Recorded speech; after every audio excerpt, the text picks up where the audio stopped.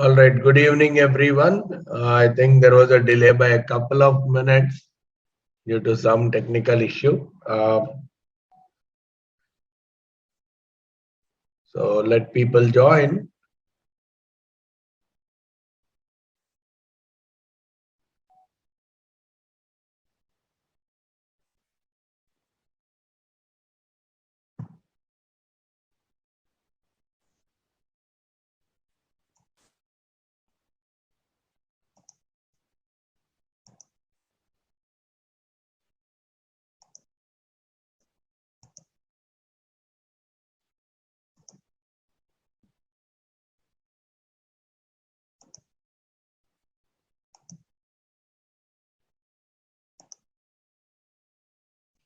Why chat is disabled? I'm really not sure. I think IAI is facing, Ravindra is facing some network issues. So he will have to enable it, looks like. Just give us 2 minutes. He'll try to handle it. Ravindra, please try to enable the chat.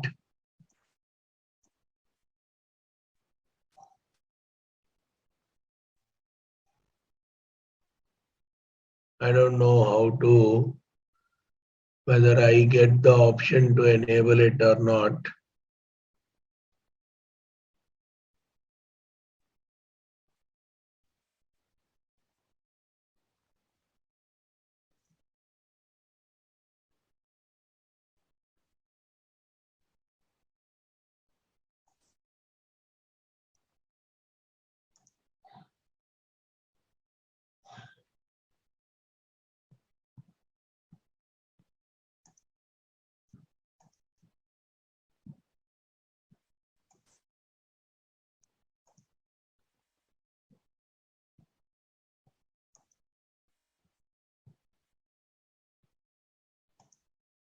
Uh, Ravindra, just try to enable the chat for others. I think that is very much needed for the session.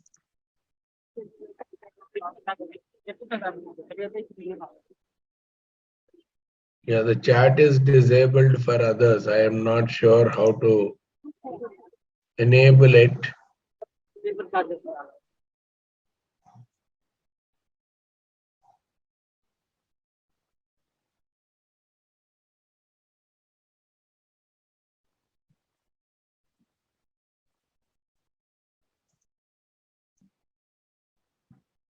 I think that is required before we start the class, because that is what is the mode of. Okay, I think looks like the first chat message has come. But yeah, I think from the participants I require, it seems it is disabled for them. Okay, great. Now people are able to post messages. Cool, thank you. Yeah, my apologies for the initial delay. We'll see. Anyhow, it's a long program, so we'll try to adjust things somewhere or the other. Okay, good evening, everyone, and I welcome you to the today's session on data science. Uh, Before we actually get into the today's session, I would like to understand if anyone has any queries from the previous sessions. Okay, we can halt the good evening messages, so that possibly we will try to see, because I have started the session, so possibly we would look at the queries from the various participants. Okay, so the first question, can you please talk a bit about starting Google Colab and the first steps? All right, we have discussed that in the last class as well, but today also, you simply look at typing this in your fresh browser, no installation, nothing. You type google.research.colab.research.google.com. Even in your Google, you can simply say Google Colab, it will take you to this location only. Okay. So once you do this, if you already have some examples, if you already have some Python notebooks already in your system, in your Google Drive, they will come out. Otherwise, you simply say a new notebook, which is there at the bottom. You click on the new notebook, you are ready to write your Python program. That's it. You are ready to write your new Python program. When I say click notebook, it comes with the title of untitled, and you can write your Python program here. So just a small Python program. Right now, we don't know anything what to write, especially some of you. So in that case, you just type 2 + 3 and press and do a run here, or you can do a shift enter. Either you click on the run, or better do shift enter. So if you do a shift enter, what happens is the calculation happens and a new block will come. So here your code is written in blocks and blocks and blocks. So the block can contain 1 line, the block can contain 10 lines, but everything that is there in the block is executed in one single shot. Is that initial part fine, Madhava? Then Mayur and Dave had a similar question, so ask you about the assignment. Yes. So the assignment process will start once we start working with data sets. So the data sets part, after we finish off the initial Python related understanding, we will start working with the data sets, especially when we start off with the pandas. We will work with the data set, and once we work with the data sets, parallelly I will give you 2 more data sets, which I will call them as assignment. Okay, can we locate the file created in the last piece of code? Yeah, I'll come to that. Right, last piece of code. We'll come to that. So we are going to talk about the first Python code today. All right. So we will go through this Python getting started. Right. I know there could be a few. Different people are at different levels with respect to Python. So I suggest that you kindly bear with me in case you are well versed with Python, because we will try to address the needs of everyone. All right, to a large extent possible. So we will get started. So these parts are text. So we have 2 different kinds of blocks that you can create.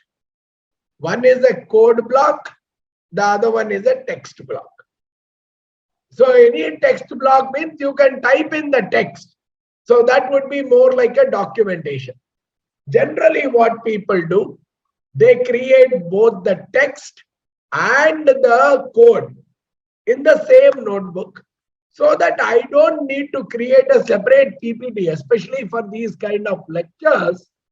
I would create both in the same, so that I can try to avoid switching between the PPT and the Python notebook. All right. So this is the text. Now, how do I write this text? If you see here, I can, after every block or before every block, I will get this option of code or text. So let's say above this, I want to put a text. So you can very well write your own text, right? So this is a Python basics session delivered by Vamsidhar. Now, this thing, you can very well do all kinds of activities. You can do a bolding, right? You can very well put an italic, and you can very well put a number. You can very well put this into a number.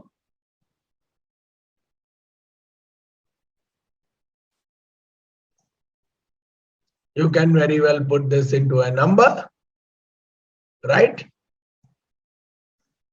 Let's get started. Now, you can even increase the font. So if you say, let's get started, or possibly, yeah, let's get started, you increase the font.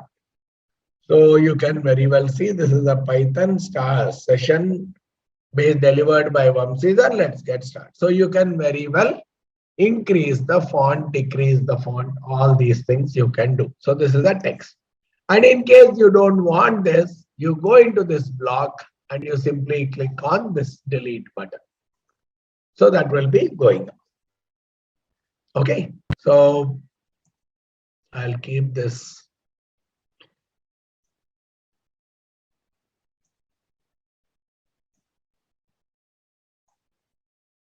Okay, how do we add the third list item?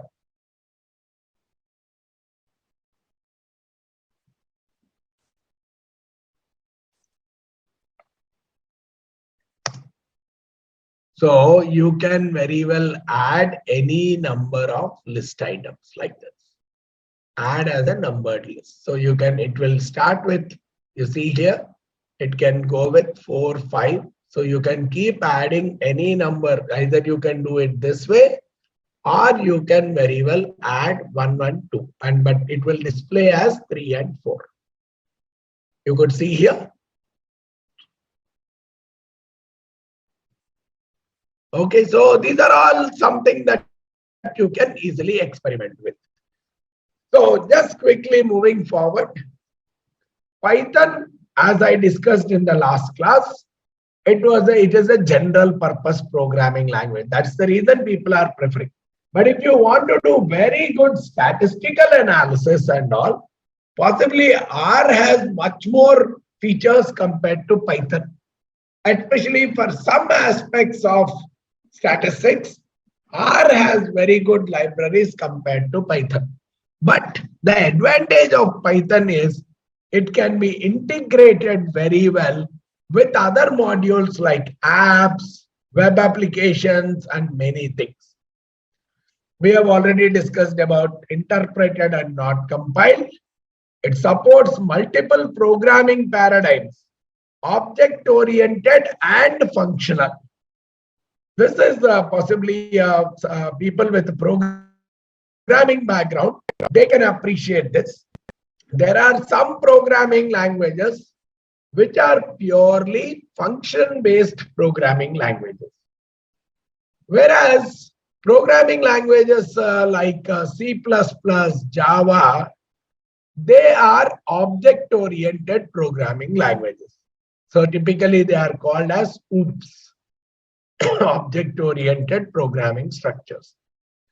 So the beauty of the earlier programming languages like C, or even the earlier ones like COBOL, Pascal, etc., Fortran, they are all functional programming languages. So the good thing about R or even Python, they support both of them. So the newer and the older world, both of them are supported.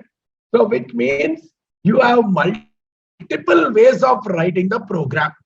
Now, whichever is the one that you are comfortable as you keep learning, possibly is more easier. So if you are writing solo applications, right, from a functional perspective, functional programming is easy to learn.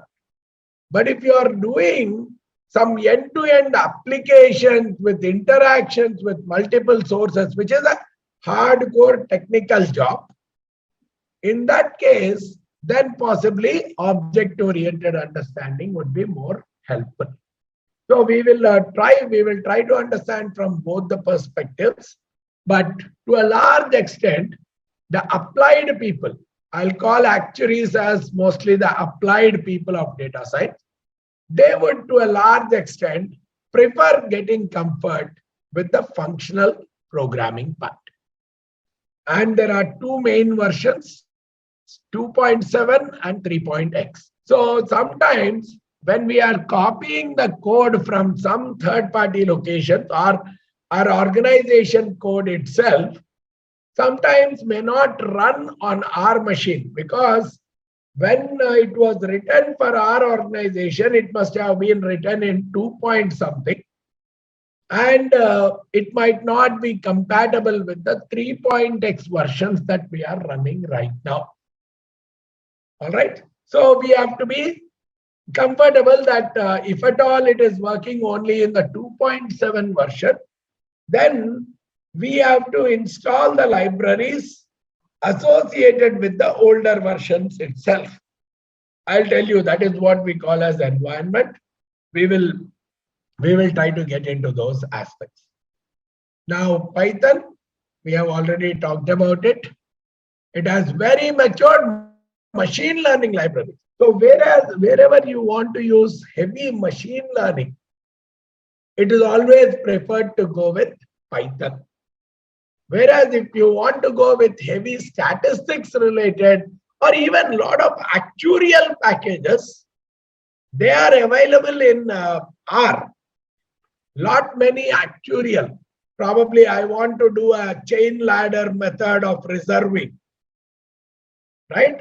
Or I want to use life contingencies. I want to use Lee-Carter method of mortality modeling. I have ready-made functions available in R to do all these functionalities. Whereas when it comes to the world of data science and machine learning, probably Python has much more matured libraries compared to R, right? So we are currently using Colab, whereas Python, as I told you, it's an interpreter-based environment. So interpreter-based environment itself means interactive development, because I can write one line of code, I can run it, I can see whether I'm getting the output in line with my expectation or not, then again write the next line of code, right? More power, more flexibility. So if you really look at, the first thing that you might want to know is print statement. So any language, print with a bracket, and within that bracket, whatever you write. So if you write it in quotes, double quotes, then it is like a text. And if you write it in not with a quotes, then it would be treated as a number. That's the first thing. Anything in print, if you are writing it in double quotes, then it is treated as a text. And if you are writing it without the double quotes or single quotes, here, double quote and single quote are more or less similar. So if you are writing without a double quote or a single quote, it is treated as a number. So we will look at the Python basics, where we talk about two kinds of major data types. Though within each one of them, there are multiple sub-data types, but we will say strings and numbers. Strings are like text, numbers are, they could be integers, they could be floating numbers, they could be decimals, right? There could be many. So first part, we will look at them. Then we will look at the different data structures. So typically called as lists, dictionaries, sets. There is also tuples. I think I missed out, but yeah, we will cover that. So we will look at lists. dictionaries, tuples, and sets. These are the four major basic data structures. Then we will also talk about few programming constructs. So this is like very basics. Now, one thing that I want to tell you, so in Python, for people who are not fully aware of, there is a core part. So core is something the Python development team, they keep adding. Now, what is there as a part of this Python code? Basically, the data types, the integer, the strings, etc. And it also contains some structures, the basic structures. As we have seen, the basic structures possibly are the tuple, the dictionary, the list, the sets, etc. So these are the basic structures. And then some basic constructs like if statement, the for loop,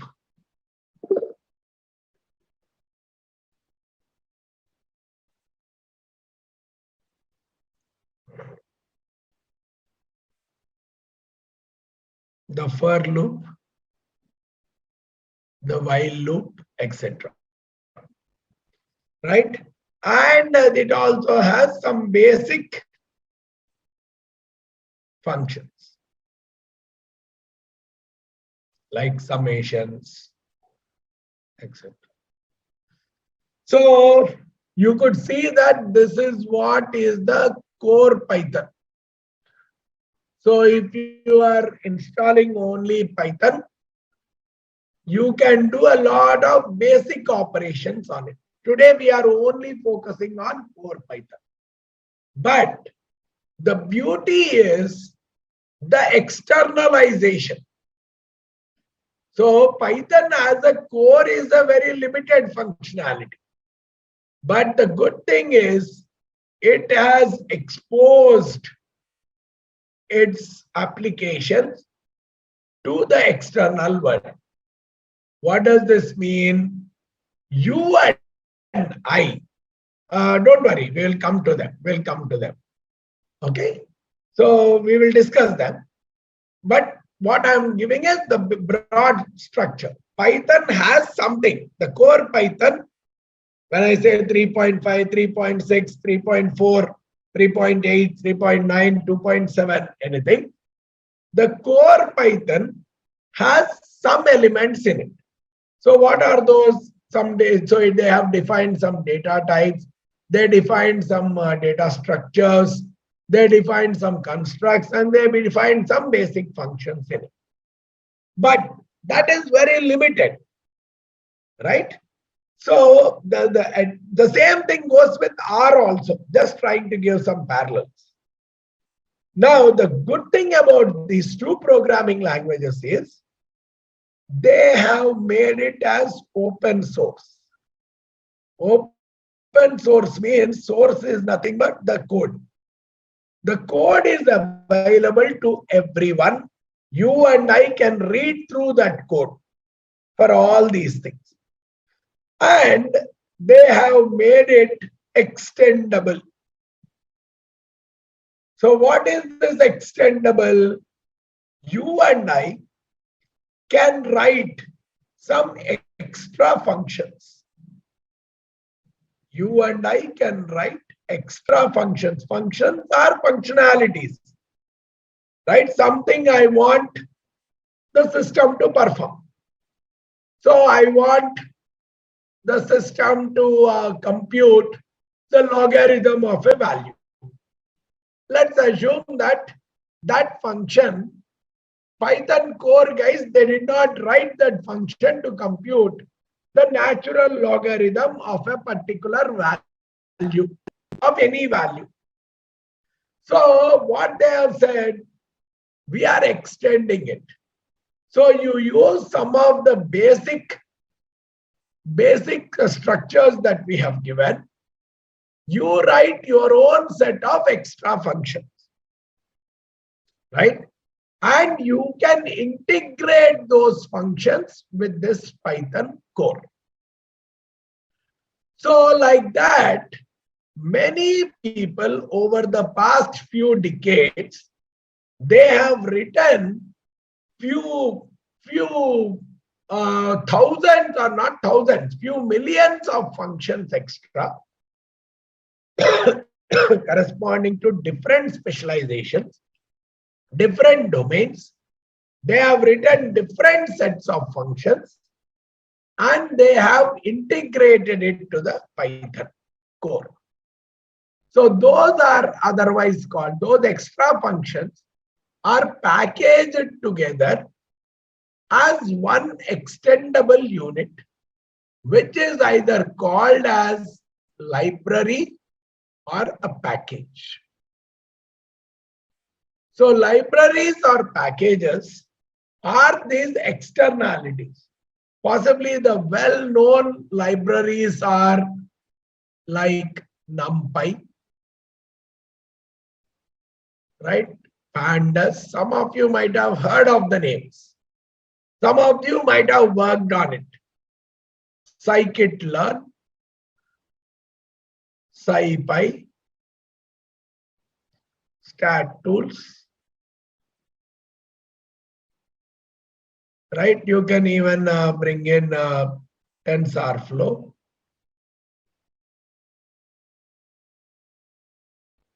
OS, Yahoo Finance, Y Finance.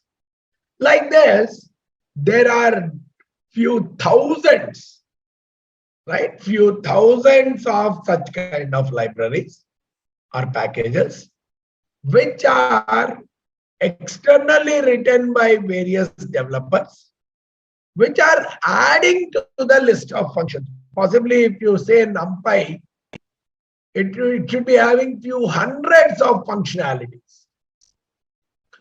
associated with calculations, numerical, all numerical calculations, matrices related calculation. They have really provided a big set of functions.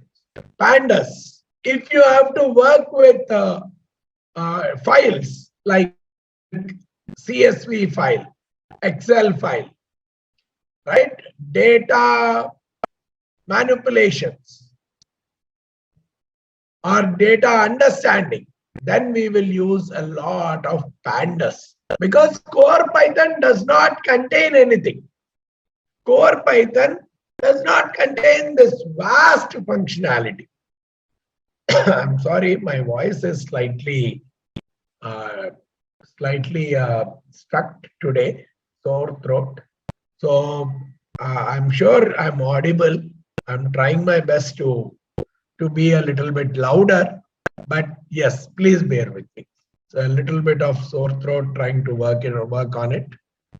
Okay, so the base Python does not contain all these things, right? Scikit-learn, this is one sole library for entire machine learning, right? We are going to use machine learning in our model. If you master Scikit-learn, you have mastered machine learning to a great extent. So like this, there are thousands and thousands of good libraries which actually cater to a lot of functionality. So we have something called Seaborn, which will take care of lot of data visualizations in single steps. One-liner code, two-liner code to do your data visualization. So what we are saying is Python has grown like a monster because of these external libraries which can be integrated. Now to answer your question, KR Ashok, there is no difference, right? Possibly, I mean, the terminology, uh, I mean, came from different other programming languages. So as far as this is concerned, they are interchangeably used, right? Okay, so this is what is the structure. So today we are primarily looking at the Python core, and we are going to spend some time on NumPy, Pandas, Seaborn, and we have something called Matplotlib. This is also for plotting, data visualization. So after that, we will try to work a lot with scikit-learn, which is what is our machine learning. And of course, we would be using some other libraries also in the meanwhile. We may use stat tools for some regression and from statistical aspects like that. Okay. How do we install these packages in your work environment? Depending on why does pip does not work? Okay. If pip does not work, then you try Conda. You install Anaconda and you say Conda install. Then also it can work. Possibly, I'm really not sure how things work behind the firewalls. So that kind of a technical comfort I'm not having, because primarily I work on my laptop, and so which does not have any of these things. So possibly one other alternative is, if Anaconda is already installed on your machine, then possibly try with Conda install. Okay. Yeah. So we'll go back. We'll try to finish off this today. So these are what we are going to look at. And possibly it also gives you some more things like exception handling. What if error comes? How do you handle that error? Right? So as we already talked about, different packages. How do you install those packages? And how do you use them? And we also talk about basic file input output operation. How do I read from a file? How do I write to a file? So yes, initially basic data types, variables and scoping. Variable is one important way that you have to understand, because that is the variable is like a storage in Python. So you are giving a kind of an alias name to store a particular value in Python. So that is, variable is a very common name in any programming language. Possibly you can think of it as a placeholder for storing some value or some sets of values. All right, then. So we will start out with the string. So in case I want to record the text information, I'm using a string. And here, one thing that we have to understand, string is nothing but it's a sequence of characters. So the basic in Python is still a character, right? So when we are talking of a string, it's a series of characters. So we will look at it later on also. If I'm saying splitting, it can split a single string as a series of characters, right? So you can very well say, if you are using the word like hello, then it means that it is HELLO, and which means I can very well access H separately, E separately, L separately, and so on. Because many a times, if we have some data, now here hello is a data for me, I will have to extract, let's say, the first letter of hello, H, and I combine it with something else. So in that case, everything is separately extractable. So we have to understand the structure of a string is nothing but it's a sequence of characters. The way it is stored in Python is it is treated as a sequence of characters. So we can very well look at creating a string, printing. So here we have some basic functionality. How do I create a new string? How do I print that string? How do I index it? Indexing is accessing it.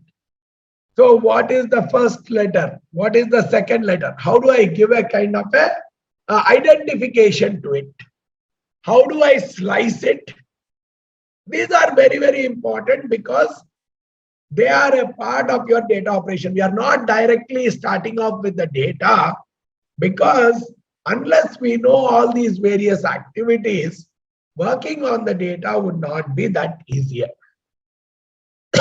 Then we are also looking at different properties of a string.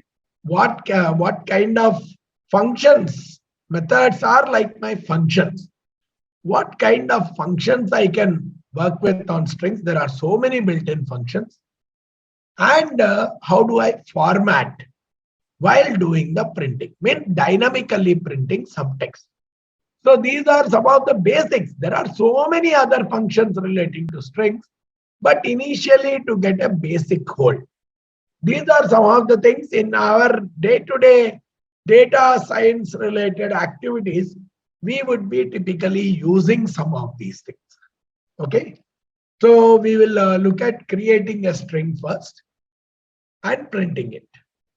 So if it is a single word, you simply say print either single quote or double quote, put that content inside it. Or if you want to print a blank space, simply do a print with an open bracket and a close bracket. So print is always with an open bracket and close bracket because it's a function. In Python, any function is represented by the name of that function with an open bracket and a closed bracket. These are all built-in functions, right? The functions that base Python is already offering. In some cases, we can create our own functions. We will talk about that part slightly later, but we will try to use some of the existing functions. Print hello. Print. Now, if you see this entire thing I have written in one single block. So I said, so if you are writing this with a hash before, then it's a comment. It is not read by Python, right? Similarly, when you are saying print, we have written some text inside it. So that is what will be printed. After that, I said print with a blank. So nothing will be printed, but it will give a blank value. Now, here it hardly matters. You create this much of a gap and then run this. It hardly matters, right? So what you write here is, so here by pressing an enter, your output will not show those extra spaces. So if your output requires to show extra spaces, then you need to put print statements only. Right? Of course, there are many other things, but we are starting off with some commands. So with those commands, if we have to operate, then this is what it is. Okay, then we'll talk about variables as the second thing. So you can very well take a text and you give a name on the left hand side to that particular text. You say S equal to, and you write some text inside it. You say S equal to, and you write some text. Now, in the next step, you need not, so if you want to print New Delhi, you can very well say print S. S is the name of a variable. Variable is like a storage of value. So it can store single value, it can store a table, it can store a big file, anything. Anything can be stored, right? Single value, single number, single string, or it can store a big table, or it can store a big file. Anything can be stored. But that is the name. So whatever is there on the left-hand side, that is the name of that storage. So in the future, if you say yes, it will refer to New Delhi. And you can also, for every variable or for every text, you can, or for every value, whether it's a text or a number or anything, or for a variable, you can very well find what is the type of it. Now, what are these types? Types are nothing but, as we have discussed earlier, string is a type, number is a type. Even, so these are basic types. There are some complex types also. As we discussed sometimes when I put that this thing, there are tuples, there are dictionaries, there are lists, there are sets. Even they come as types. And possibly Pandas has brought out another type, let's say called data frame. So, or NumPy has brought in another type called array. So these are different formats of data, right? There is something called vector. These are different formats of data which are called as types. Matrix is a type. So type is something that we can very well see now, and we can also put some functions. Len is one built-in function to find the length of the text, right? You can very well find out length of the text. So you can see here, print yes is printing New Delhi. Print type of yes is printing string. Print length of yes is printing 9. 9 because it also includes the blank space, white space that is there between New and Delhi. So you can think of creating. So when I share this, you should try experimenting. Okay. Class, right now don't bother about it. Right, as I told you, it's a object-oriented programming. As I said, it will support two kinds of programming structures, the object-oriented and functional. Class is a standard naming for a group, right? Class is the way it has been programmed internally. So what is important for us is this one, structure, the string. So str is the name of the type, right? And the way they have stored it in Python is through class. Class is actually representing an object-oriented programming construct, right? Classes and objects are the most important representation in an object-oriented programming, right?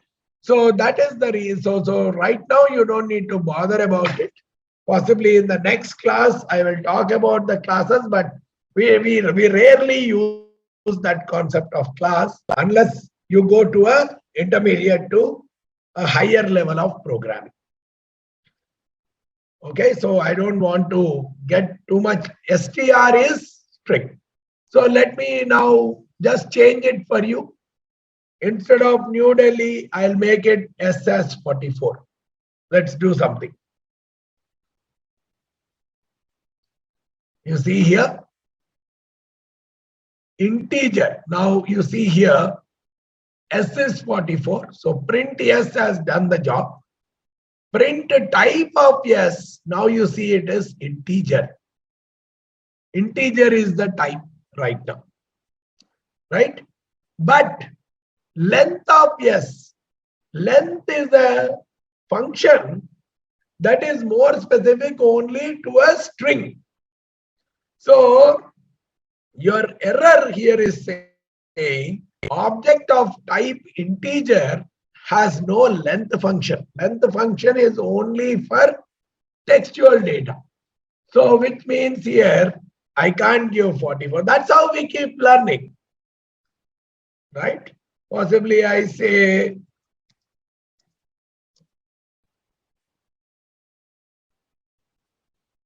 now it is saying print my name is Vamsidhar.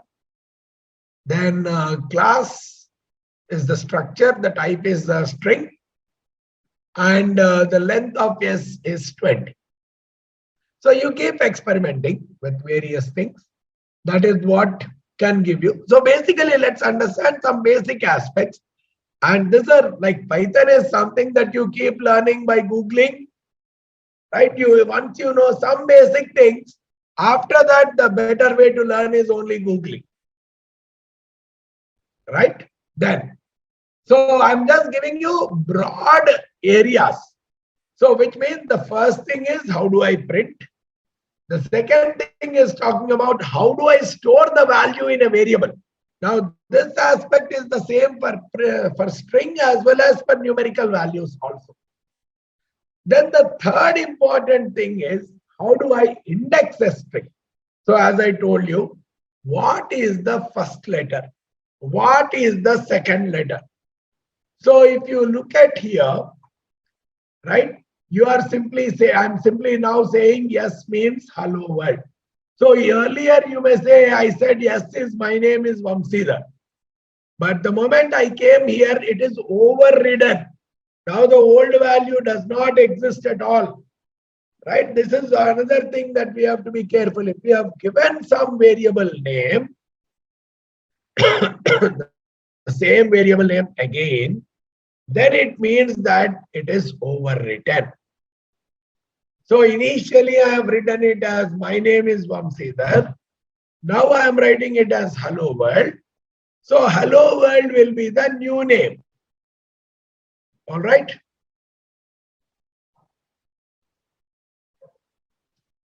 Can we work on Anaconda or Jupyter if not compatible with the Scholar? Very, very much.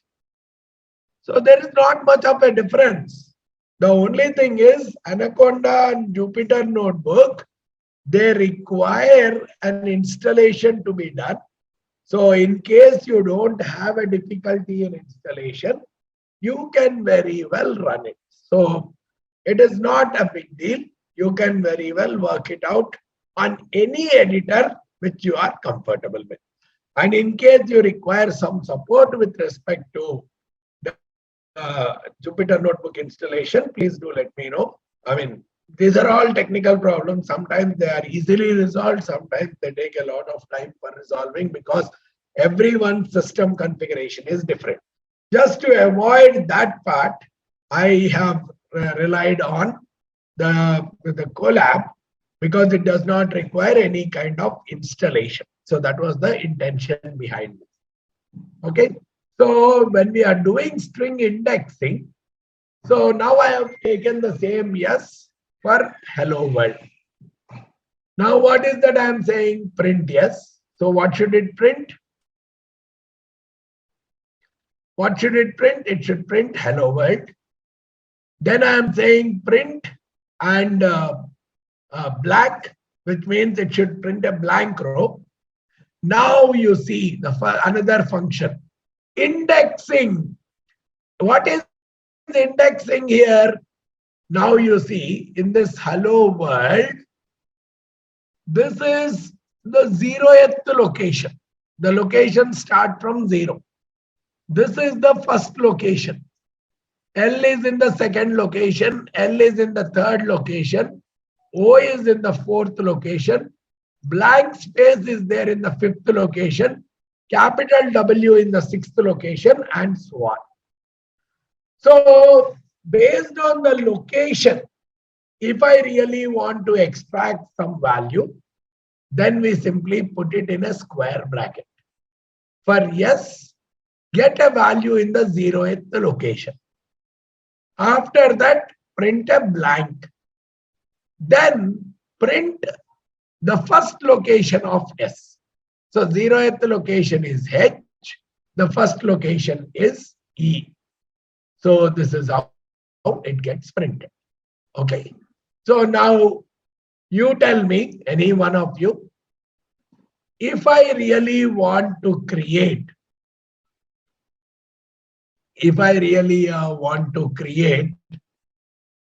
the word, right? If I want to create the 3 letters,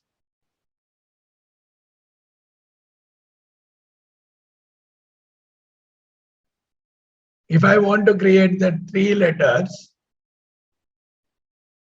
WOO, if I want to create the 3 letters WOO, what is that I should print?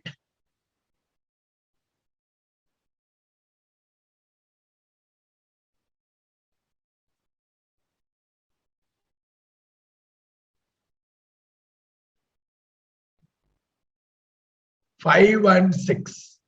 5 is for a space. Just look at it. So here our friend has written print.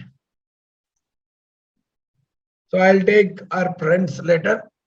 Print S of 6, 7 and S7. Now what is happening here? This is an invalid. So just put a comma. Just put a comma.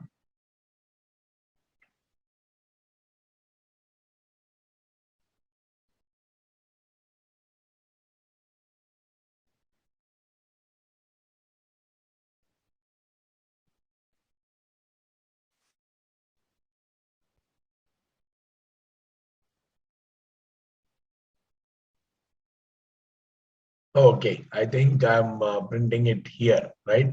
Okay, S is hello world. You see, it is WOO.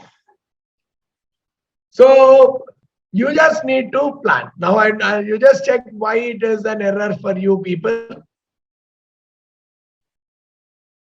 Right? You just have to, I mean, of course, we are going to do many big things, but small things also we should be slightly comfortable. This is the 0th location.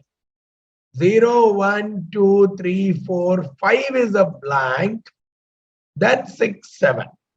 So you have to plan. So, right? Of course, many a times we don't do that counting, but we will use some complex logic to do the counting automatically.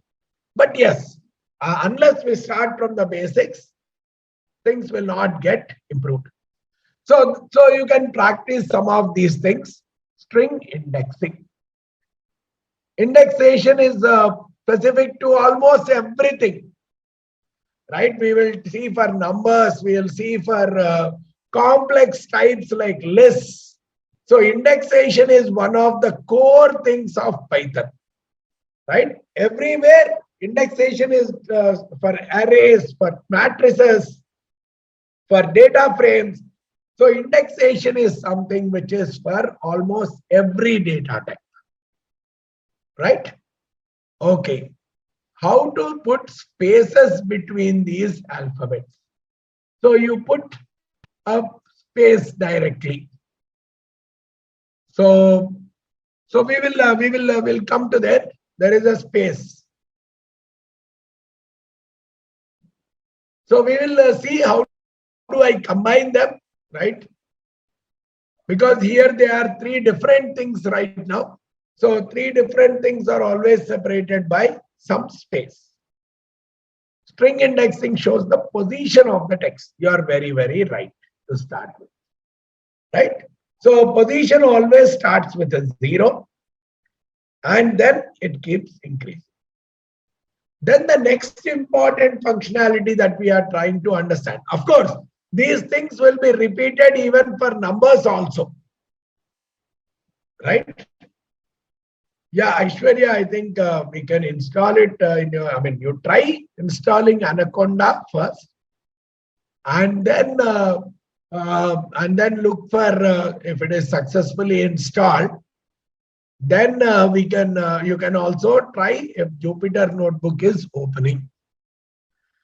So one thing you can try for any videos help on YouTube for installing Anaconda. It's straightforward. You go to the Anaconda website, you will get a download, you install it.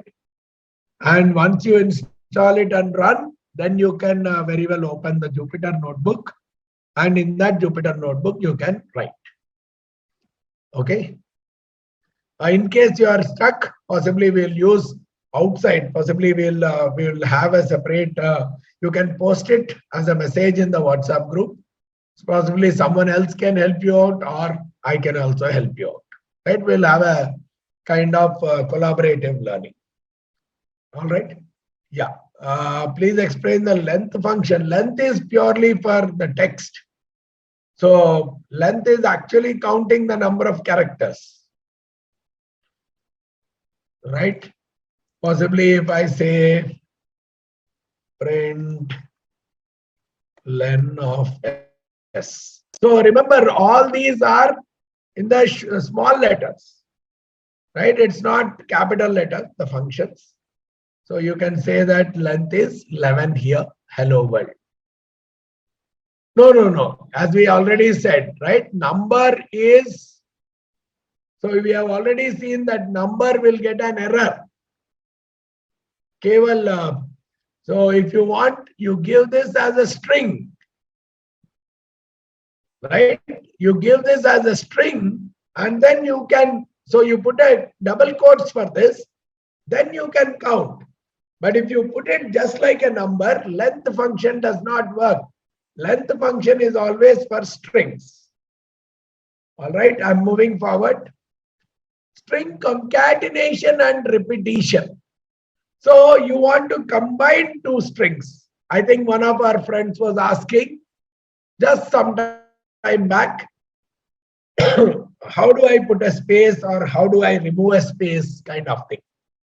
So concatenation is about combining two strings. You just keep doing with the plus operator. Plus operator is combining two strings. And repetition, you are trying to do the same string or same value, you want it multiple times. Now let us look at it. So I'm calling the first string as S1. And I'm in that S1, I'm storing hello. In S2, I'm storing world. I'm combining both of them with a space in between. I'm combining them with a space in between. Then it gets printed as hello space world. But for example, if I don't put a space, I just put two double quotes without a space in between, then it becomes hello world, like this. Right? And if I don't have this at all, I just have these two, then it becomes hello world. So if I really have to create an explicit space, I'm actually printing it like this. This is the concatenation. You can concat anything, any number of strings, any big strings. So now what happens is, right now these basic, now probably try to understand what we are discussing here. They are basic building blocks, right? These basic building blocks, they combine together to build a big building or a structure. These are all bricks. These are all bricks. How well I use these building blocks or small bricks to construct a big structure is entirely in my hand. So concatenation is one thing that I can do. Now, if I have one full column of data and I concatenate all of them, possibly a simple example, you have given me all the reviews, right, for my course. Now what I can do, so they are all text in one column. I take all the text and I say concatenate and make it as one single text rather than so many texts. So that is also a kind of concatenation. But should I write plus after every? No, I will put some kind of a loop and I say do these many times for these many lines. Over. So what we will have to understand is understand the basic constructs, and after that it is more and more of combining. If I am not adding the plus sign but putting comma, then it is coming with 3 space in between them.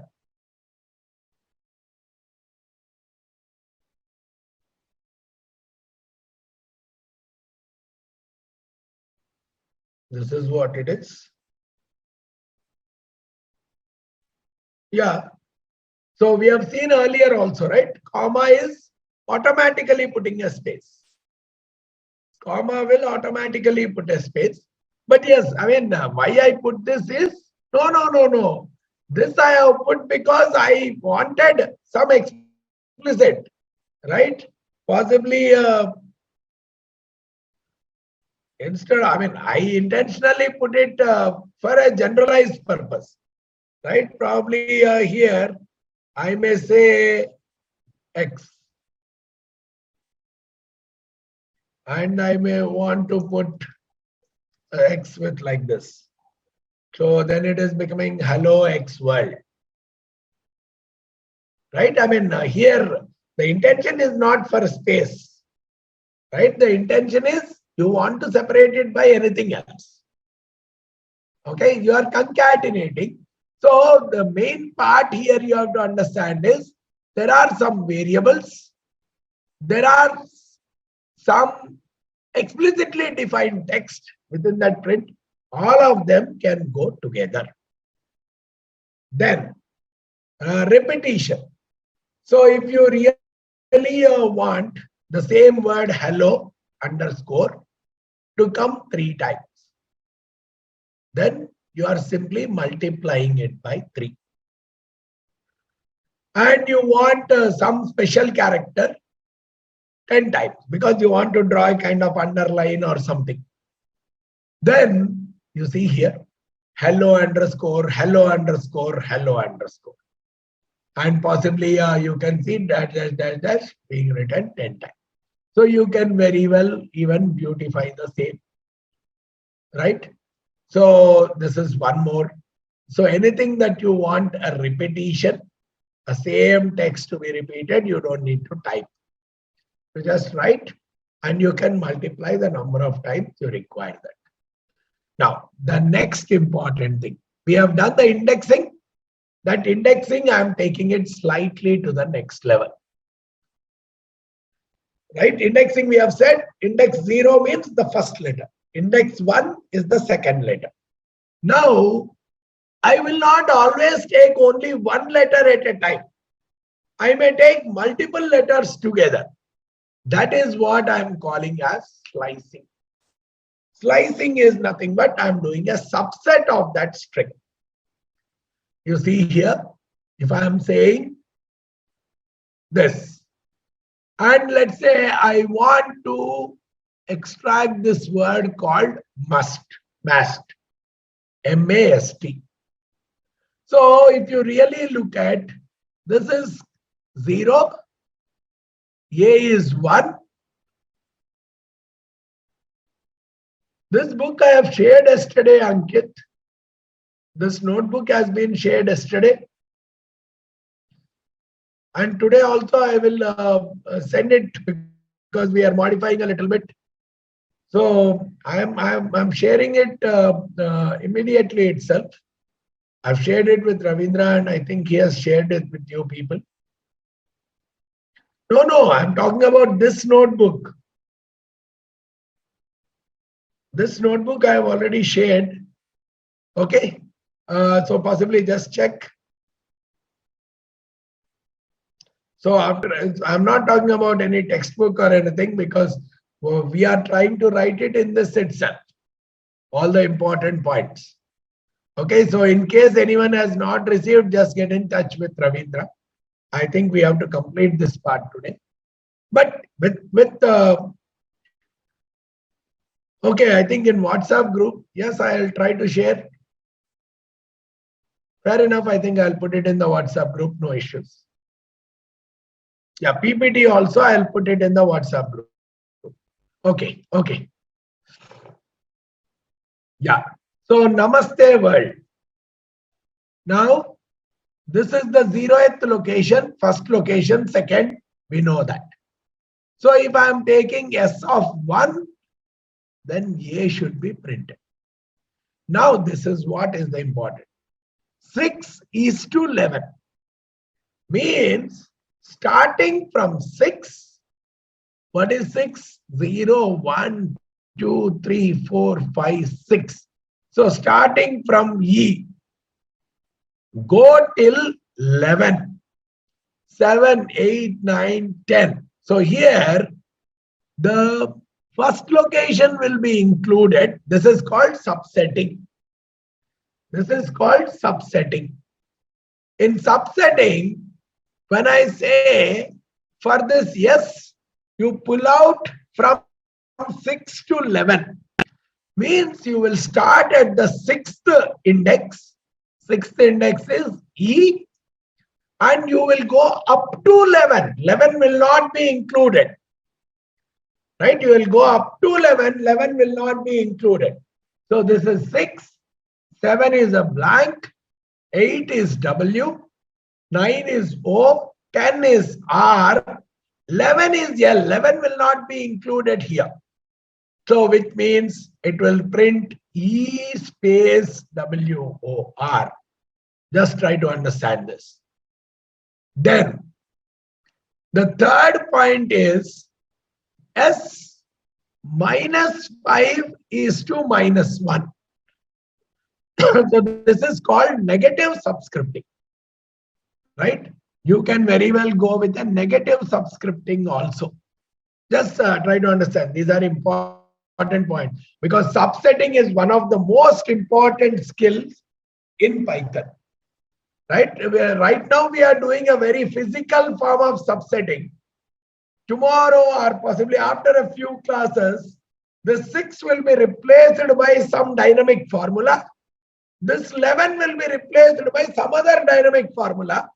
So between those two values, whatever is there, that would be extracted. So that is what is the dynamic part. So initially we need to know what each of these things mean. Then possibly the dynamic way of replacing each one of them we will see as an extension. Now this is what I am calling as negative subscripting. Negative subscripting is coming from the reverse. Minus 5. This is called minus 1. Minus 2. Minus 3. Minus 4. Minus 5. So minus 5 means we are coming from right to left. So we are starting with capital W. And we are going up to minus 1. Minus 1 will not be included. Up to minus 1. The minus 1 will not be included. So which means it would only be WORL. So that is my third printing. Then print WOR in yes. Now in this another construct. Is this particular text, is it present in this one? Great. Keval has already given the answer. Okay. So here what is that we are saying? This is a substring. If you are testing whether this particular WOR is present in yes or not, then you are simply saying yes, it is present. So which means it will give true. True is primarily, so the in is testing whether left hand side is present in the right hand side. That is how you will use the construct called in. We are doing a lot of constructs within a simple application setup, and we will also keep doing them on a daily basis. So whatever constructs that we are doing on a daily basis, you should also do a practical parallel practicing, because I would be sharing this immediately after the class. So I hope you got all these 4 things that we are printing. These are important things to start with. So you can try your own creativities here. Okay, if you want to include D in the negative, don't put anything here. So if you just leave it as blank, then it goes till the end. Right? If you just leave it as blank, then it will go till the end. So you see here, it has printed world. So either before or after, you leave it as blank. Before that is to sign, you leave it as blank, then it will go till the end or till the from the beginning. Okay.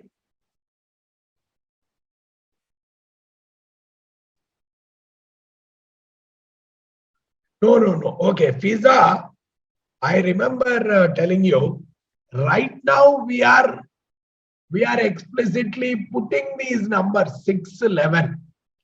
But in long sentences, we are not interested in numbers, right? We will have some dynamic ways of, as I told you, these are all building blocks, right? In building blocks, we will only try to understand one block in isolation.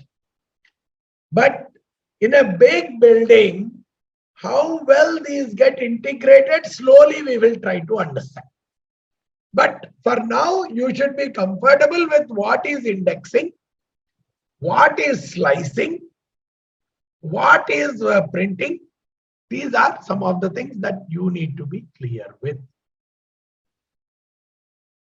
4th thing, okay, you are talking about. Okay, so here, what we are saying is, you test whether the left-hand side of in is present in the right-hand side of in. S is Namaste world. That is the string. Namaste world. I'm just saying, is WOR as a small word, is it present in S? Yes, it is present, right? WOR is present in S. So in is only talking of yes or no. I hope you got it now.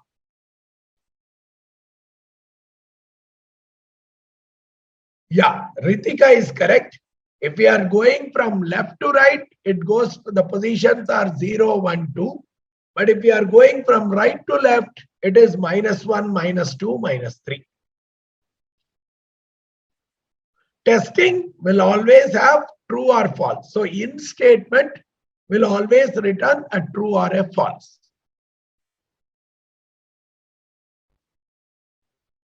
Yeah. So I think we have already discussed it, Raghav Mittal. In case you want it, please let me know. I might be asynchronous in looking at your queries. Okay, so here, if I say member in S, member is not there in S, right? So you should get a false. If member is not there in S, then it is a false. So is it present or is it not present?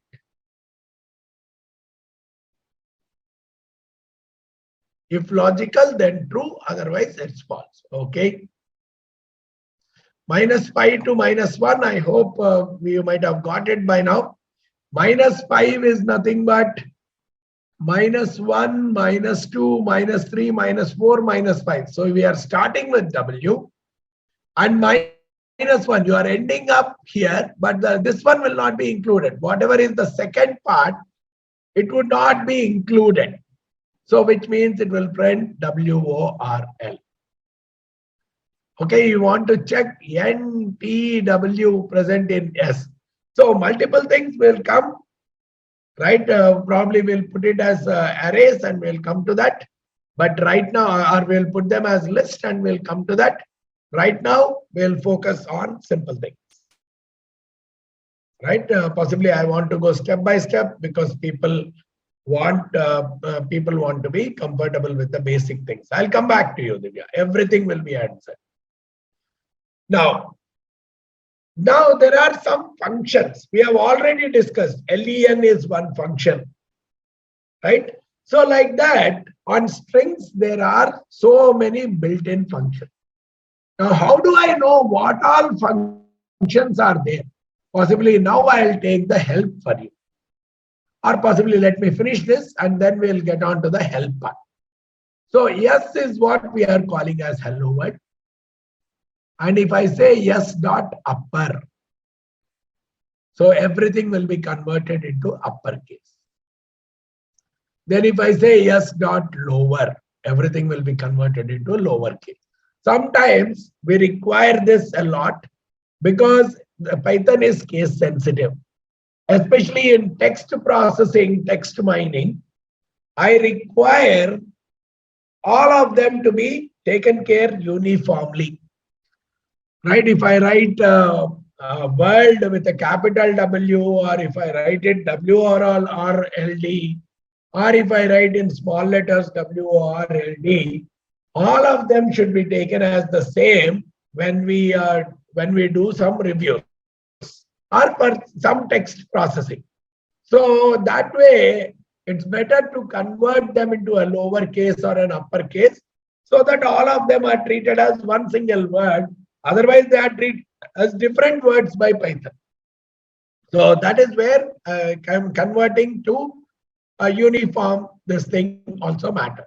But now let us say how to use help. I'll just put one more. Now you can use your imagination.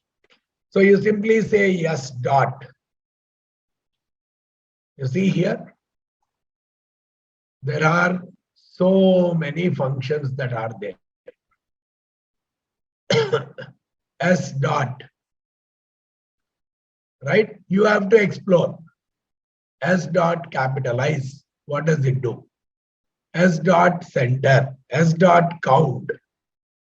So sometimes some of them are applicable, some of them are not applicable.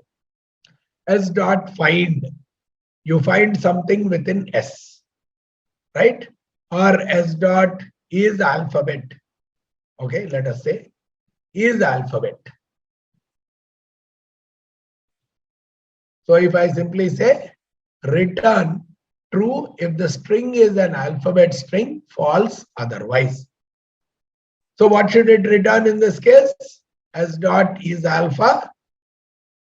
What should be the answer for this?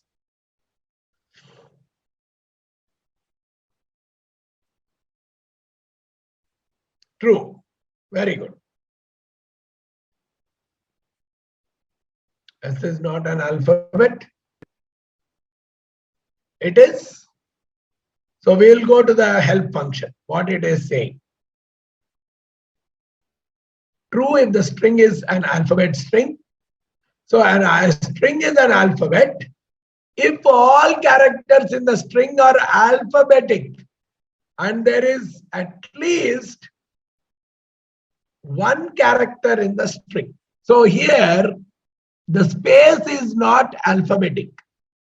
So because the space is not alphabetic, is alpha is returning a false. So you have to go through the functionality of each of them, right? And possibly we can, so basically we'll try one more. Sometimes some particular functionality may not be applicable for a particular thing. Okay, so is digit. So you can very well look at, right? Or possibly you can convert it into a lower. So you may have to really look, right? Okay, remove prefix.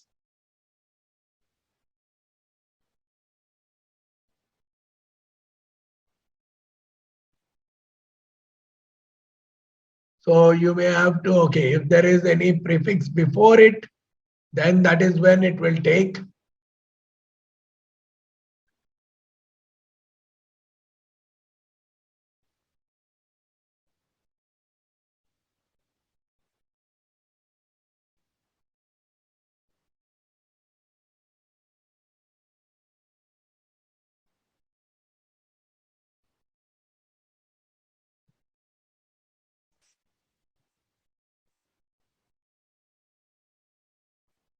Okay. So this is not applicable here. So you can very well experiment. So some functions are applicable, some functions will not be applicable. So we can talk about strip, or you can talk about split. Right? I will split this. So the word wise, namaste will be split separately, world will be split separately. Okay. So the function is nothing but you simply type the name of the variable and you put a dot. Name of the variable and you put a dot. Then it can very well give. Right? So you can even split. So if you look at this word split, separator is what it is specifying.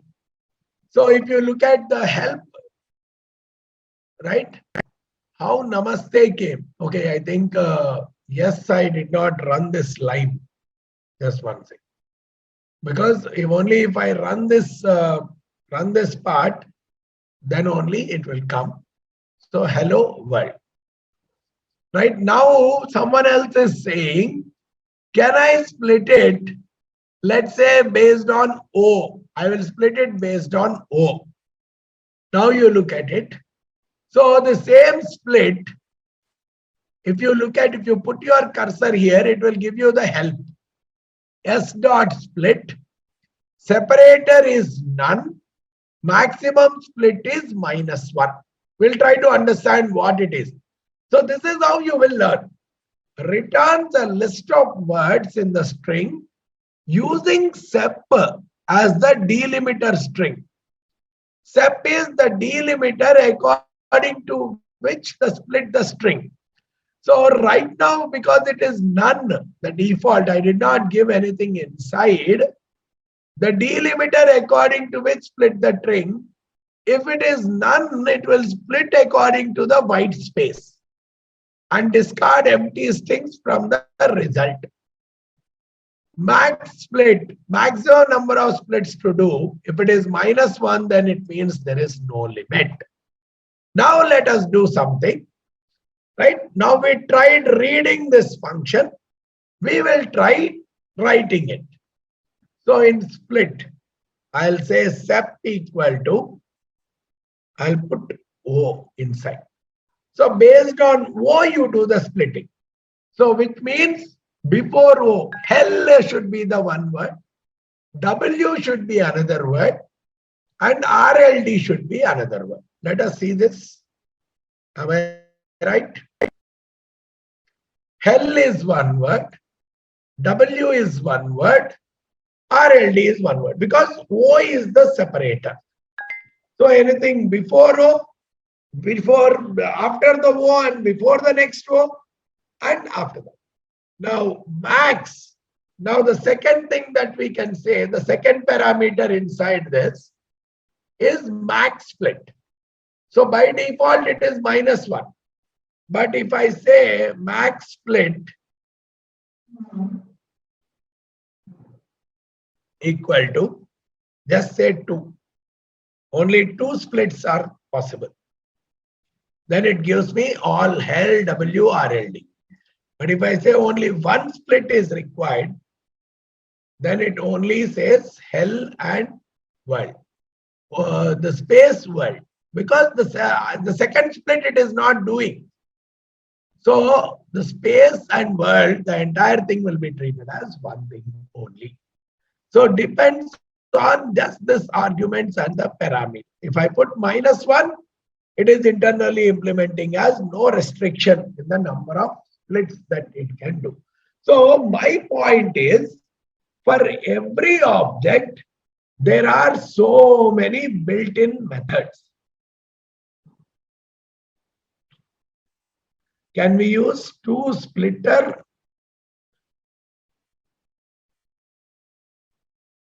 Yeah. 2 splitters or delimiters at a time. we can use using the or notation, but that becomes, I mean, no, you may have to do it first based on the first based on one, because here, if you really look at it here, sometimes if multiples are possible, it will typically specify the type. Now here, SEP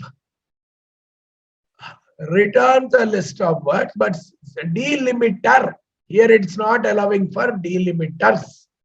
Delimiter according to which to split the string. Now what you can do is you can first split it based on the one, and then you can very well use this list, combine it to split it on the other. So that is the way you can, because you are saying or, right? If you are saying or, then it is as good as you split it based on the first one, take the list of words, then you again split it based on the second. Okay. What if we want to split with the second row only? So yeah, see, these things we may have to write our complex logics. So if there are no straightforward functions, we will have to write our own functions. So that is how the complexity grows. So these are the basic functions that are available, right? But for our functionality, if the basic function is not solving the problem, then we will write like, okay, if the way you can write it is, okay, you start looping, you find the first row, skip, you find the second row, then take all the ones before that second row. So you are actually creating a kind of a loop and a little bit of complex logic. So everything can be done using your logic, but are there ready-made functions that are available to do the job is what we are trying to understand here. Can we split by giving the number? So it's as good as we can do the subsetting, right? So whatever the subsetting that we have discussed, it can do the job for you. So possibly you can think of it, Dev, splitting on a position is nothing but you are doing this slicing. So you will say 0 to 5, comma 0 to 5, comma 6 to 11. Right? Then you are actually splitting it based on the number itself. So yeah, now comes the last aspect of strings, where I'm bringing in this concept of format, dot format. It's a very, very interesting thing, though there are multiple ways of doing the same. So now I'm actually merging a text and the variables. You look at it like this. My name is, now let's say I have externally defined these three. Name is Vamsidhar, which is a numerical, which is a string. Age is 44, which is a numerical. Married is true, which is a Boolean. True is always represented in this format only. Otherwise, it will take it as a text or anything. So if it has to represent a Boolean value of true or false, it has to be initial capital letter only. Okay, print. What is that I'm saying? My name is something. So I'm putting it as percentage yes. Percentage yes is like a string. My name is, or some space holder. Right? Percentage yes is like a space holder for a string. My age is, another I am putting as a percentage yes. So I'll bring in the variables. And it is percentage yes that I am married. So I'm actually putting a kind of a space holders here. I'm putting some placeholders, right? So this percentage yes is a string. It's a placeholder for a string, right? It's a placeholder for a string. So I'm simply putting in percentage. I'm referring to my name, age, and marriage. This is one way of. So it is saying that first percentage yes will be represented by name. The next percentage yes will be represented by age, and the next percentage yes will be represented by marriage. So this is one way of integrating the text, and I'll put another, possibly all of you will appreciate this way easier. My name is,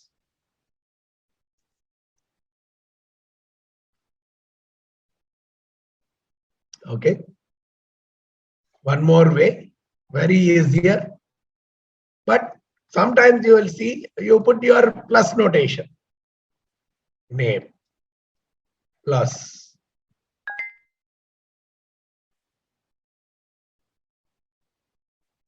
my age is. Possibly here you will have to put these things, but you can very well say age plus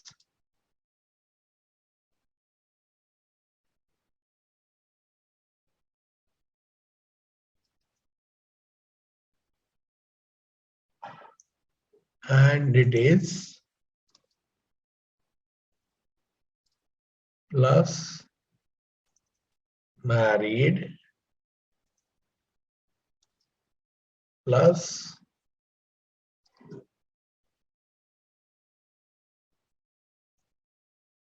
that I am married.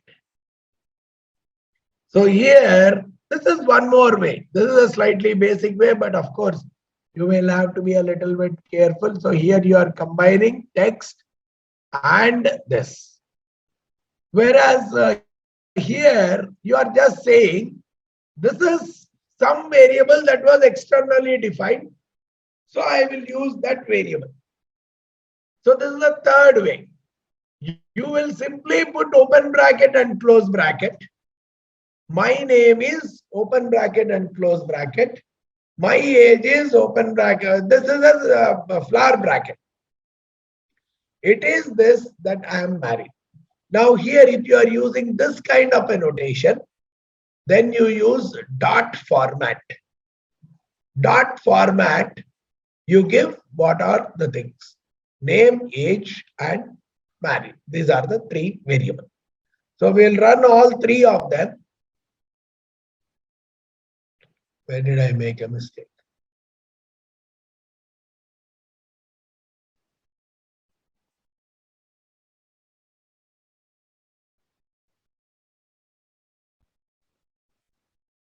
Yeah.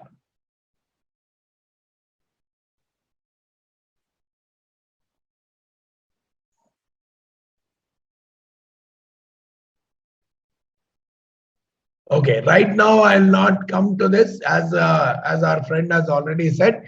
So when I talk about typecasting, I'll come back to this. So right now you focus on these two things itself because the age has to be converted to a string. Only then it will give me the correct value. Otherwise, it will not, because these are all the strings that I am concatenating. Age is not a string. So I have to use a typecasting to convert that age to string. So for time being, let's not confuse with many things. So here we are talking about this as a string. So we are taking that this is a string, this is a string, this is a string. And I am simply putting name, age, and married as three different strings. Right? The moment I say percentage string, yes, then it is typically taking as a string. Right? Then, similarly, I can put a blank and I can put a format and I say name, age, and married in the same sequence. So these are some of the ways where if there is an external variable. Now, many a times what can happen, the external variable could be in the form of a table. So I will pull out each observation from each of the tables and I will put it inside I'll pull out the observations from the tables and I'll put it in the form of a statement. So these are some of the things, possibly different ways in which the same, if you are combining the various data formats, one way is you simply use percentage yes across, it will be converted into a string.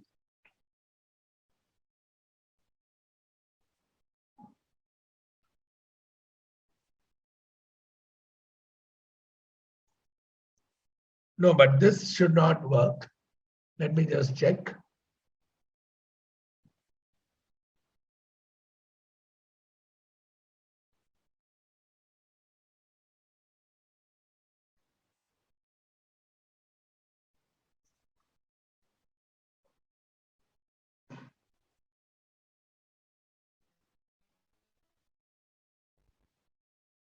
No, no. No, no. Here the error is coming, right? You have to convert it into string. So we'll talk about the conversion slightly later.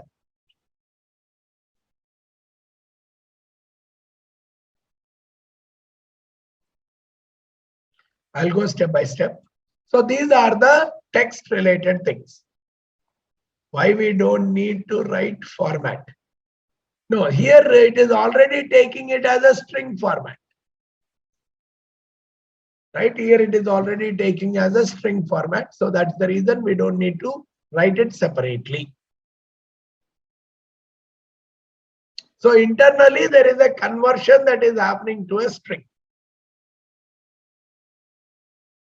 All right.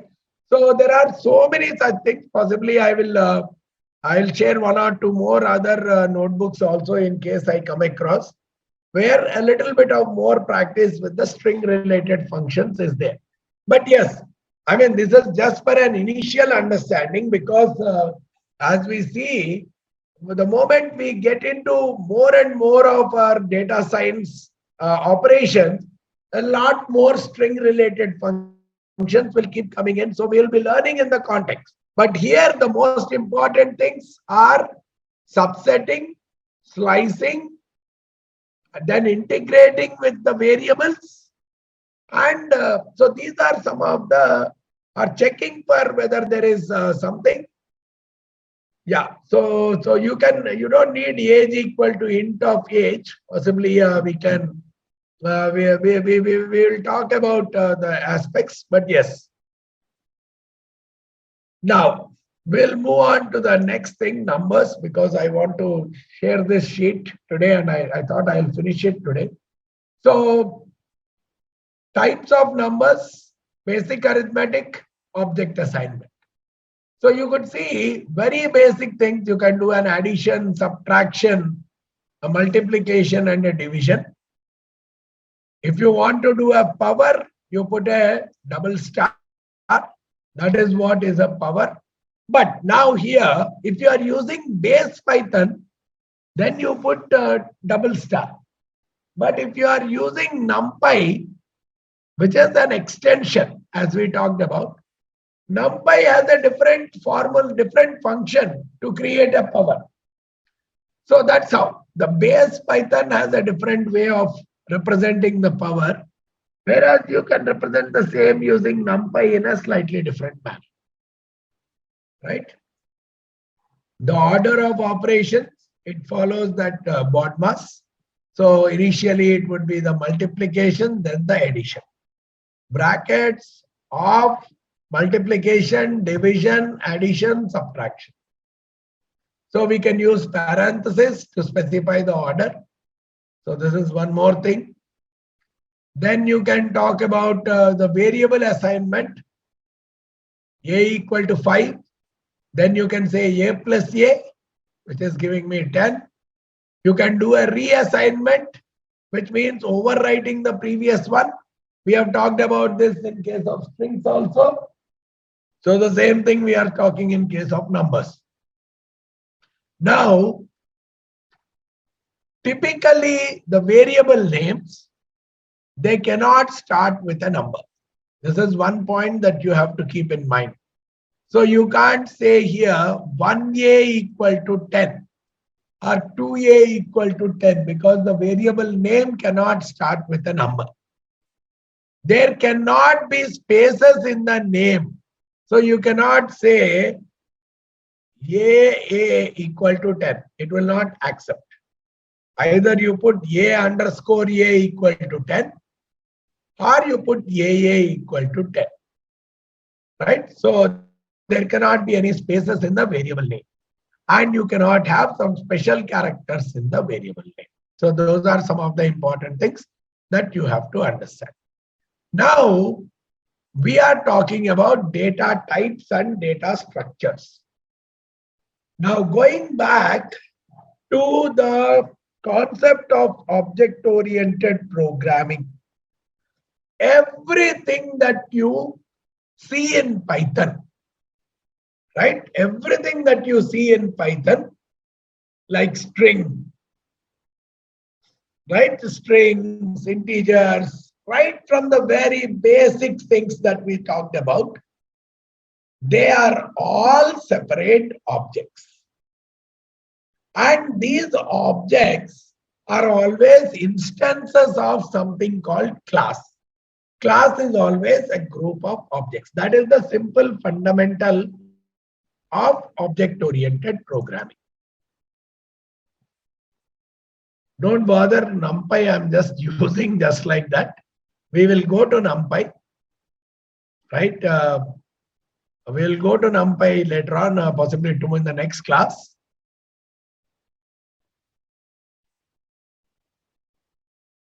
Why are we not using print? Okay, we can very well use print, right? Sometimes even without the print, you are not sometimes, when you are using print, multiple things can be printed in one single shot. Like if I say print a plus a, then I say print 2a. Then it will print 10 is the, okay, 2 times a. So it will print 10 and 10. But if I don't use the print statement, it will print only the last one.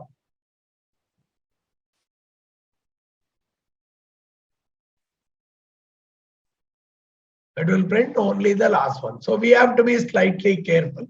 If I want multiple things in a single cell to be printed, it's better to use your print statement. But if you are just simply writing the name of the variable, then it means that only the last one will be printed. Right? So that's where sometimes it's a good habit to have the print statement also every time. All right. So NumPy, don't bother right now. When we go into NumPy, we will discuss with it in much more detail. How to difference between, okay. Can we make to print the letters in reverse order from right to reverse order from right? Yes, you should try. Possibly you can take it as a simple exercise, right? But I mean, there is a function, right? But you can do it in many ways, right? You can take it as an exercise, and in case you are not able to solve it, possibly we'll take it in the next class, Madhav. Print the letters in the reverse order from right. Possibly everyone can take that as a simple exercise and then see. You can come out with many ways, but I would see which one you would prefer. You explore the functions and you can typically try to come out with a better one. Okay, if we want a plus a and 3 into a, then we have to, both of them, if they have to be printed, you are writing both of them in a single cell and you want both the values to be printed, then you use your print statements. Right? If you are using them in 2 different lines. Otherwise, you can separate it with 1 single comma and you can use 1 single print also. Okay. Now, so everything is an object. So most common ones Most common and important types are typically called as classes. So you can say here integer is a separate class. None is a separate class. Floating is a separate class. Bool is a separate class. Boolean. String, that's where it showed you class str, class int. So these are all like, if there are only one single value, these are the different data types. Each data type is a class. Each data class is a group. Group of objects is called as a class. So all integer values are a group, so are objects. They are a part of a group called int, integer. That is how the object class relationship comes in an object-oriented programming structure. Similarly, all your numbers 2.2, 3.3, 4.5, they are all different objects of a class called float. Float is like a group, right? Group name, which is called as a class. And all these numbers 3.4, 4.7, they are members of that particular class, and they are typically called as objects. So if we are trying about the classes associated with a single value, we talk about all these things: none, integer, float, boolean, string, complex. Whereas if there are multiple values, we talk about the classes called list of values, tuple of values. We'll talk about the differences between them, right? A set of values, a dictionary of values. So these are for multiple values. Now let us see something. So we said A equal to 42, B equal to 32.3. So if I say type of A, then it should come out as integer. Class integer means class is like a group. Integer is a group of which A is a member. That member is called object. Integer is a group of which A is called as a member, A which is 42. 42 is a member of the integer group. Okay. Max split.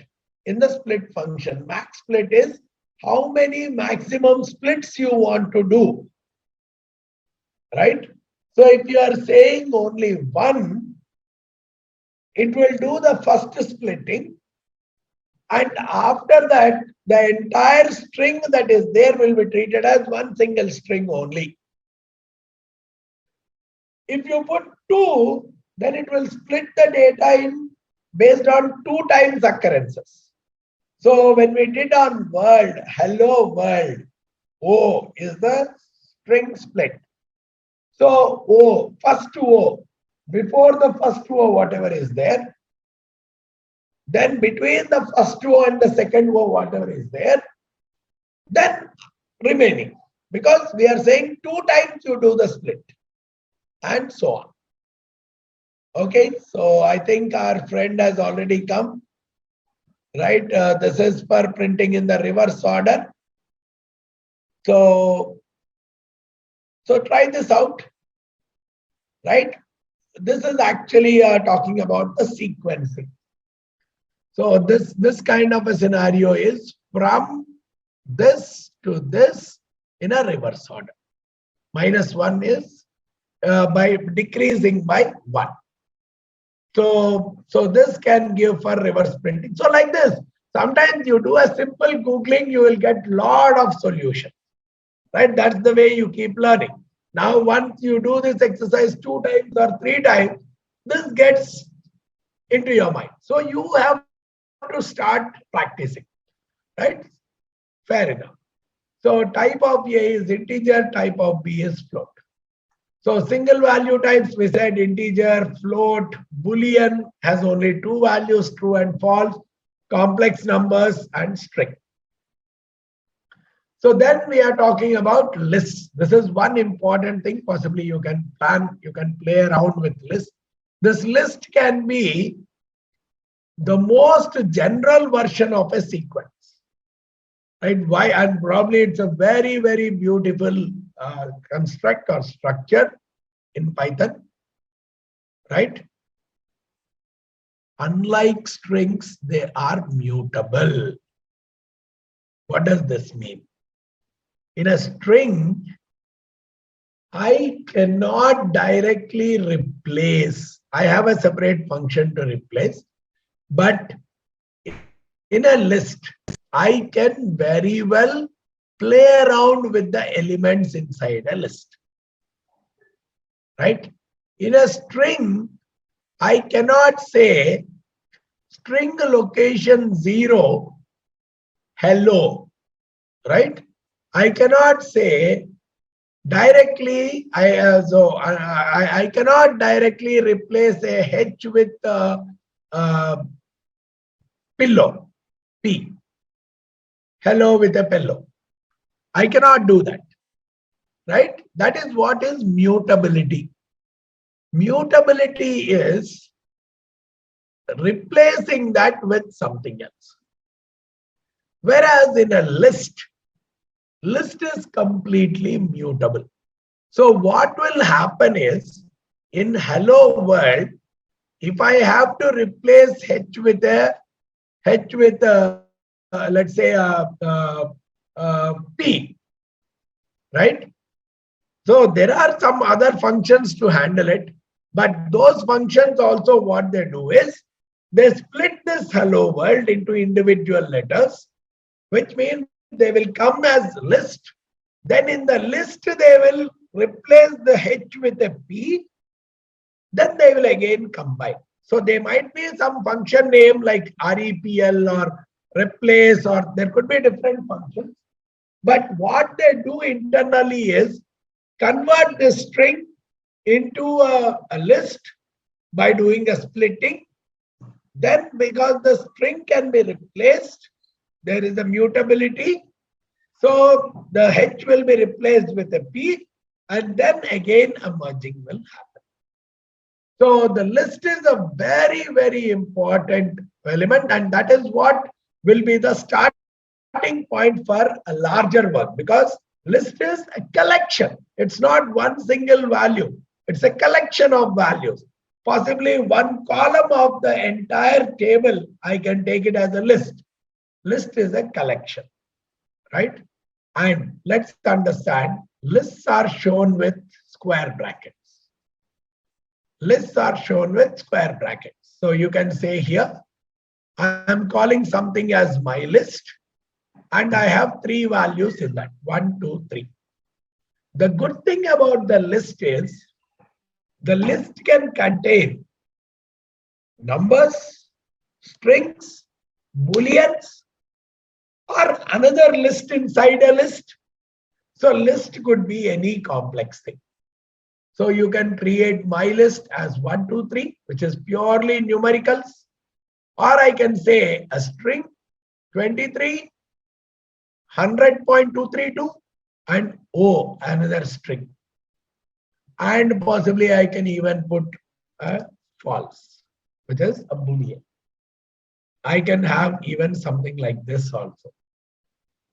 Now, if you look at length of my list, it's fine. So len is a function. When I put it for strings, I will get the count of number of letters in a string. Whereas the same len, if I put it for a list, it will give me how many observations are there in the list, how many entries are there in the list. Now we said string is mutable, sorry, list is mutable, which means I can add new elements to the list also very easily. You see here, my list is 1, 2, 3, 4, 5. So this is my original list, let's say. I use a word like append. Sorry. So here, if I say append, now my list is 1, 2.3, another list called A comma B, another string called New York. Now to this list, I want to append 3.1, which means I will simply say L dot append. L is my original list. I append. So append will always put it towards the last. So I'll get another value 3.1 to the list. Then similarly, I can say extend. Especially if I have another list, I can very well extend it. Possibly here, we'll say L equal to 1, 2, 3. I'll say L dot extend. Another list we have already created here, my underscore list. Or you give another list separately also, doesn't matter. Now you print this. You see here, it is called L. Okay, I think this we did not run.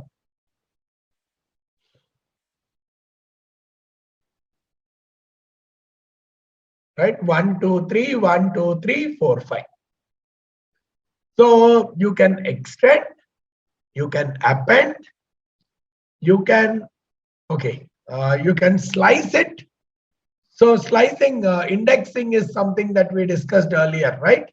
So indexing and slicing, we did it in strings. You can do it here also. So you take the list.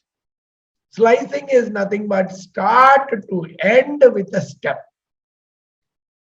So I think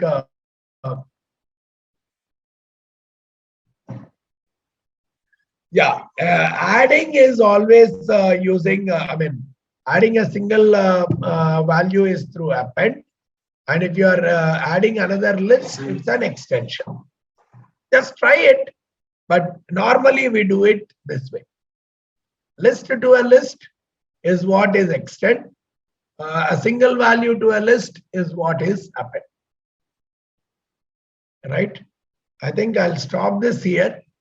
But because I'll be sharing this sheet, possibly in case you guys are comfortable, you just go through the remaining things, run through it. But I'll quickly try to run through these things in the next class. Right? This is the same sheet. So this is the same sheet which I worked in the last class also. I'll be sharing the same sheet. And so possibly we'll keep moving forward. Right? Once you get some basic comfort, so people who are very comfortable with Python, I suggest that you should bear for 4 or 5 classes, because people should get a little bit of hold before we really jump onto a big data and trying to work out on that big data, do a lot of data. So that would be more interesting for me as well. But unless you know some of these basic aspects, it would be very difficult to go deeper onto directly picking up the data set and churning out on that data set. Right? Yeah, we will only work in, we will be only able to open it in Colab. No, you can very well open it in Jupyter Notebook also. Right now, there is not much of differences between the two. So this part you can very well open in Jupyter Notebook as well. All right. Thanks a lot, everyone, for listening to the session. We will try to